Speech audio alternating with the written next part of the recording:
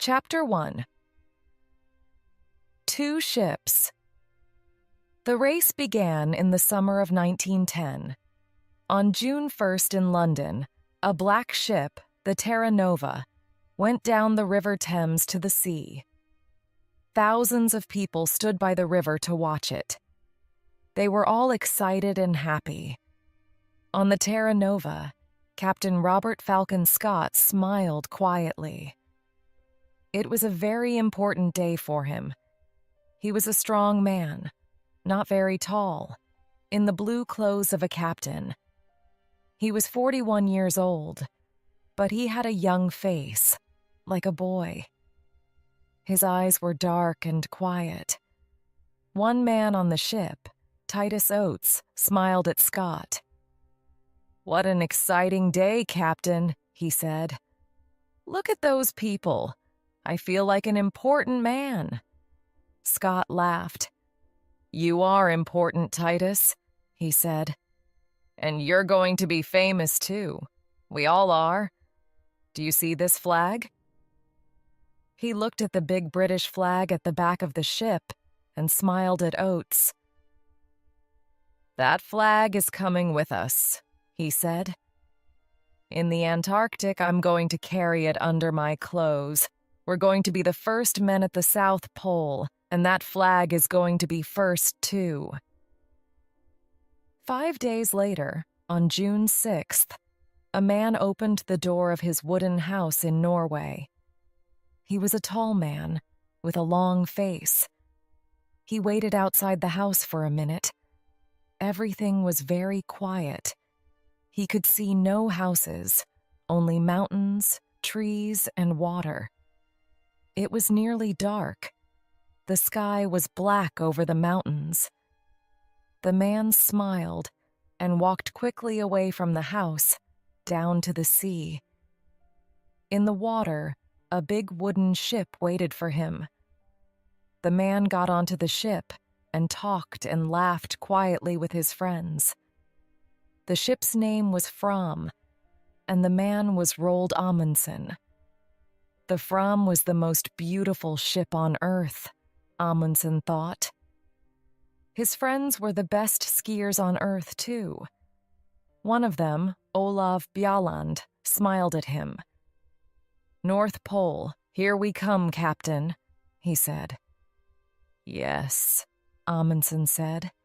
His friends could not see his face in the dark. "Fram is going to the Arctic." Everyone on the Fram was ready to go to the North Pole, to the Arctic. Amundsen wanted to go there too, but first he wanted to go south. His friends didn't know that. At midnight on June 6th, the Fram moved quietly away from Amundsen's house, out to sea. Chapter 2. The race Tihi Fram went to an island in the south of Norway. It was a very little island, with only one small wooden house, 2 trees, and nearly 100 dogs. "Look at that," Bjaland said. "It's an island of dogs. There are dogs in the water, near the trees, on the house. Dogs everywhere." 2 men came out of the house. "Hassel, Lindström," Amundsen said. "It's good to see you. How many dogs do you have for me?" 99, Roald," said Hassel. "The best 99 dogs from Greenland, and they're very happy. They don't work, they just eat and play all day. They're having a wonderful summer here." "Good, good," Amundsen laughed. "But that's finished now. Hey, Bjaland, stop laughing. Come down here and help me. Let's get all these dogs onto the ship." It was not easy. The dogs were fat and strong, and they didn't want to go on the ship. But at last, after 3 hours' hard work, all 99 were on the ship, and the Fram went out to sea again. The men were not happy. The weather was bad, the dogs were dirty, and some of the men were ill, They began to ask questions. "Why are we bringing dogs with us?" asked one man, Johansson. "We're going thousands of kilometers south, past Cape Horn, and then north to Alaska. Why not wait and get dogs in Alaska?" "Don't ask me," said his friend, Helmer Hansen. "I don't understand it."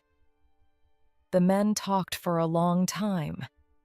Then, on September 9th, Amundsen called everyone to the back of the ship. He stood quietly and looked at them. Behind him was a big map. It was not a map of the Arctic. It was a map of Antarctica. Bjalland looked at Helmer Hansen and laughed. Then Amundsen began to speak. "Boys," he said, "I know you are unhappy. You often ask me difficult questions, and I don't answer. Well, I'm going to answer all those questions now, today. We began to work for this journey 2 years ago. Then we wanted to be the first men at the North Pole. But last year, Peary, an American, found the North Pole. So America was first to the North Pole, not Norway. We're going there, but we're too late." "I don't understand this," Bjalland thought. "Why is Amundsen talking about the North Pole with a map of Antarctica behind him?" Amundsen stopped for a minute and looked at all the men slowly. No one said anything. "We have to go a long way south before we get to Alaska," he said. "Very near Antarctica, you know. And Captain Scott, the Englishman, is going to the South Pole this year. He wants TA+ put his British flag there. An American flag at the North Pole, a British flag at the South Pole." Bjalland began to understand. He started to smile and couldn't stop. He was warm and excited. "Well, boys," Amundsen said slowly, "do we want the British to put their flag at the South Pole first? How fast can we travel? We have a lot of dogs and some of the most wonderful skiers on Earth. Bjalland here is the best in Norway. So I have an idea, boys. Let's go to the South Pole and put the Norwegian flag there before the British. What do you say?" For a minute or two, it was very quiet. Amundsen waited, and the men watched him and thought. Then Bjalland laughed. "Yes," he said. "Why not? It's a ski race, isn't it? And the English can't ski. It's a wonderful idea, of course. Let's go." Chapter 3. The ponies zeroed October 27th. The Terra Nova arrived in Wellington, New Zealand. When Scott came off the ship, a newspaper man walked up to him. "Captain Scott! Captain Scott! Can I talk to you, please?" he said. Scott stopped and smiled. "Yes, of course," he said. "What do you want to know?" "Are you going to win?" the man asked. "Win?" Scott asked. "Win what?" "Win the race to the South Pole, of course," the newspaper man said. "It's a race between you and Amundsen now. Look at this." He gave a newspaper to Scott. Scott looked at it. It said, Scott's face went white. "Give me that," he said. He took the newspaper and read it carefully. The newspaper man watched him and waited. "Well, Captain Scott," he said at last, "who's going to win this race? Tell me that." Scott looked at him angrily. "This is stupid," he said. "It's not a race. I came here to learn about the Antarctic.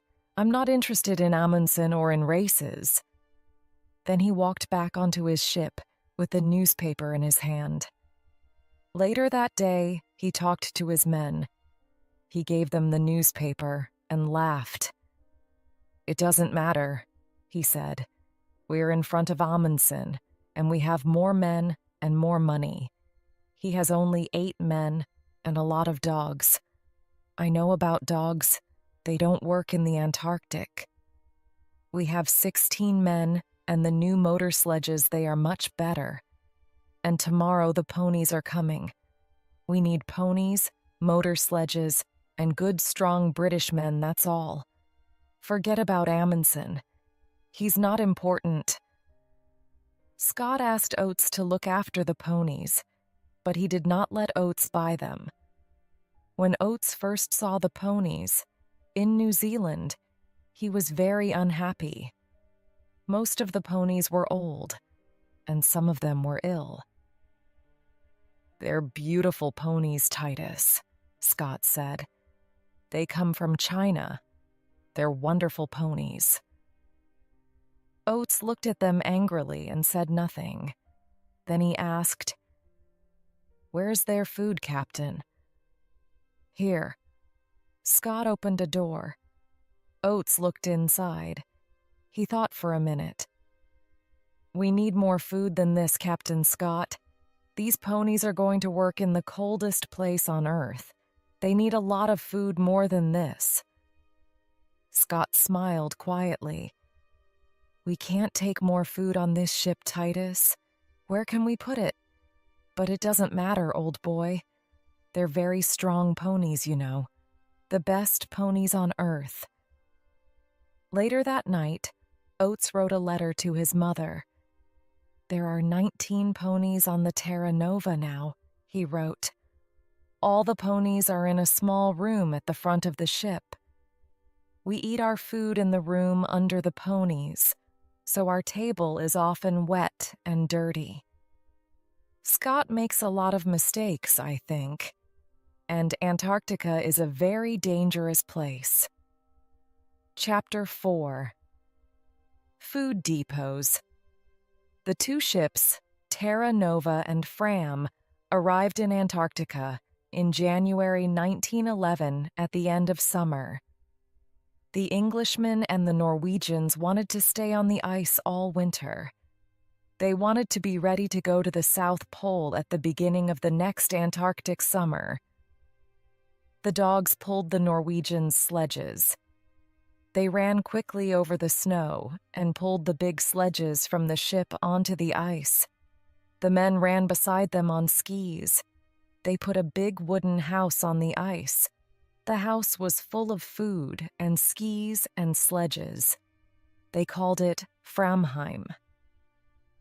Outside the house, the dogs lived in holes under the snow. When the house was ready, the men made their first journey south.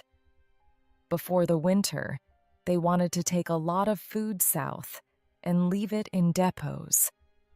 For the long journey to the pole, they needed a lot of food, and they couldn't carry it all with them. On February Loth, 5 men, 3 sledges, 18 dogs, and half a ton of food left Framheim and went south. It was easy.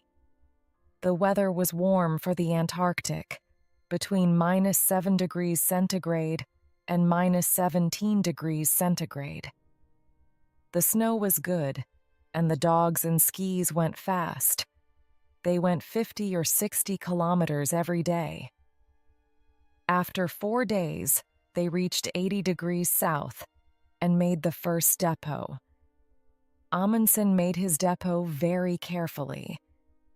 It was very important to find it again next summer. So he put a big black flag on top.